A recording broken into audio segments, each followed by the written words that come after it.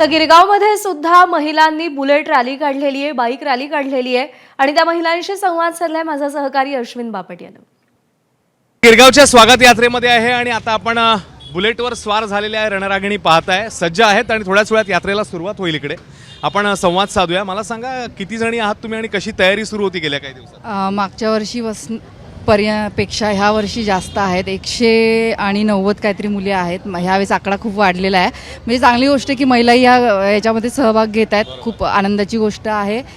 आणि आपला मराठमोळा सण आहे तो साजरा केलाच पाहिजे आणि ह्यावेळेस यांचं हे पण आहे मराठी भाषा, मराठी अभिजात, त्यामुळे खूप मजा येते, उत्साह आहे। आणि ह्याची तयारी कधीपासून सुरू होती तुमची? किती दिवस सराव केला? एक महिना आधीपासून तयारी सुरुवात केलेली आहे तयारीला।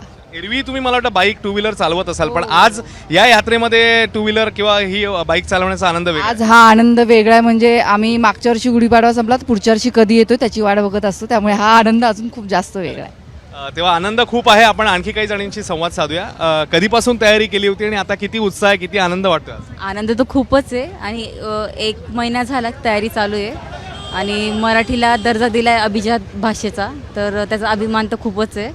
आणि बुलेट पण शिकली, मेन गाडी या निमित्ताने बुलेट शिकली? येस, हां, 1 वर्ष लागला। आणि मेन म्हणजे माझी वहीण आहे, ह्या ट्विन्स आहे, तिच्या मुली आहे, तर त्यांना पण सोबत घेऊन वेगवेगळ्या आपण जर बघितलं तर वेगवेगळ्या पिढ्या इकडे या बाईकच्या रॅलीमध्ये सहभागी होतात। मला सांगा, मुलींना घेऊन? हो, मी पहिल्यांदाच ह्या रॅलीमध्ये सामील झाले आहे। मला खूप छान वाटतं की आपण एक संस्कृती पुढे नेतोय आणि मी माझ्या मुलींनाही देखील त्यांना घेऊन आहे सोबत।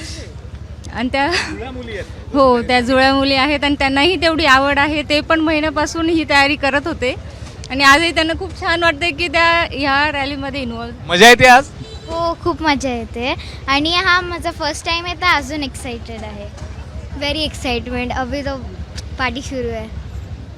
तेव्हा तरुणाईचं हटके स्टाईलने, स्वतःच्या स्टाईलने इकडे आता सेलिब्रेशन थोड्याच वेळात सुरू होईल। जसं मी म्हटलं, वेगवेगळ्या पिढ्या इकडे आलेल्या आहेत आणि हा उत्साह प्रत्येक मिनिटागणिक आपल्याला वाढत जातानाच बघायला मिळेल आणि तो एबीपी माझावर तुम्ही पाहतच राहणार आहात। Camera person Atish, Ashwin Bapat, ABP Majha, Mumbai. ABP माझा, उघडा डोळे बघा नीट।